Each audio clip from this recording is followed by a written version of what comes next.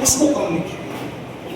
गाजीपुर का इतिहास जो मैं जान पाया हूँ, जो सामग्री मेरे पास है, शायद सबके पास होगा, उपलब्ध हो। ऐसी स्थिति में मैंने कहा कि अब सारी कहानी, उपन्यास, कविता किनारे, जरूरी है कि गाजीपुर का इतिहास समेटा जाए, क्योंकि हिरदेश जी तक तो हम देख ही रहे थे, उनका आशीर्वाद मिल ही चुका था, उमाशंकर तिवारी, भोलानाथ, ये सारे लोगों का। तो हमने कहा कि अब इसके ऊपर राही वासुदेव से संपर्क नहीं हो पाया था, तो क्योंकि वो बाहर ही रहते थे, 250 की किताब बनेगी पेज की, और चाहे गद्य पद्य सब मिलाकर साहित्यकारों पर लिखने लगा, और लिखने लगा तो विस्तार होता गया, और विस्तार होता गया तो मैं पहुंच गया 2000 पेज। 2000 पेज जब होने लगा तो मैंने कहा कि सर ये तो बहुत मोटी किताब हो जाएगी, तो इसको खंड में करना पड़ेगा। हम कहते हैं तब तो पद्य काला कर दे रहे हैं,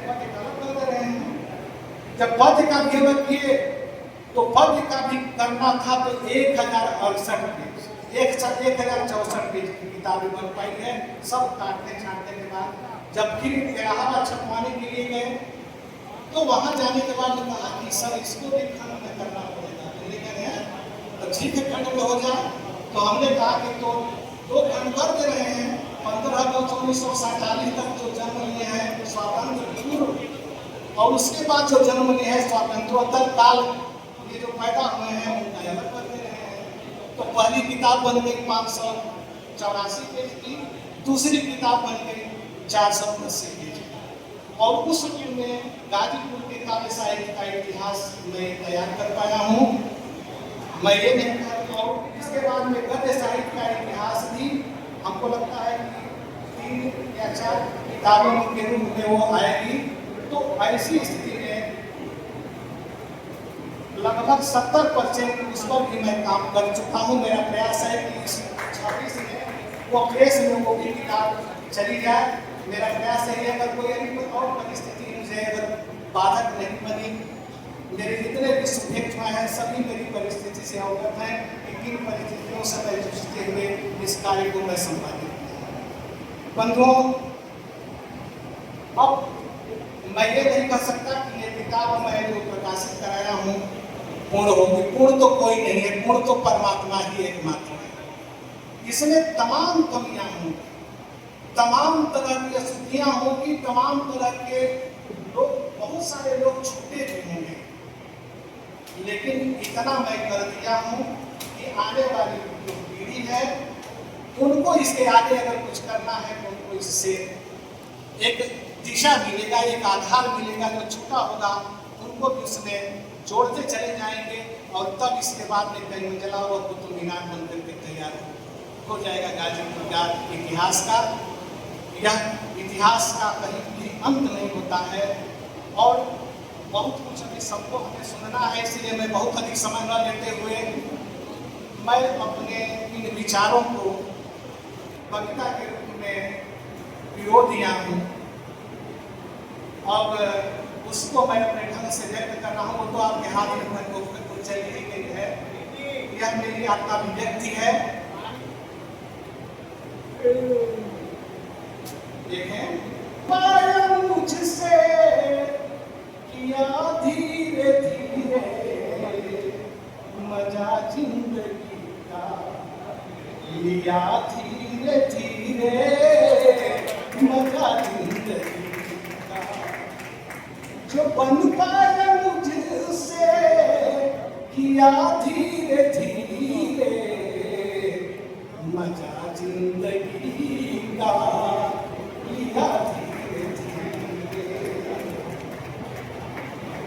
न ज्ञानी न ध्यानी न पानी में दम था, न ज्ञानी न ध्यानी न पानी में दम था, निष्ठा समर्पण के संग केवल श्रम था, निष्ठा समर्पण के संग केवल श्रम था, पसीना पड़ा जो भी ज्ञानानुभव था, पसीना पड़ा जो भी ज्ञानानुभव था, समझ कर दिया धीरे धीरे, आपकी समझ कर दिया धीरे धीरे। न कोई थी शिकवा, न कोई थी शिकवा, न कोई गिरा था, नई मंजिलों का नया सिलसिला था। अब नई मंजिल का मतलब उस समय यही चर्चा चलती थी कि गंगेश के तो हर साल किताबें छप करा रही है। वो एक क्रम चला था कि गंगेश की तो एक साल हर साल एक किताब छप करा रही है। तो इसी काम को है, न कोई थी शिकवा, न कोई गिला था, नई मंजिलों का नया सिलसिला था।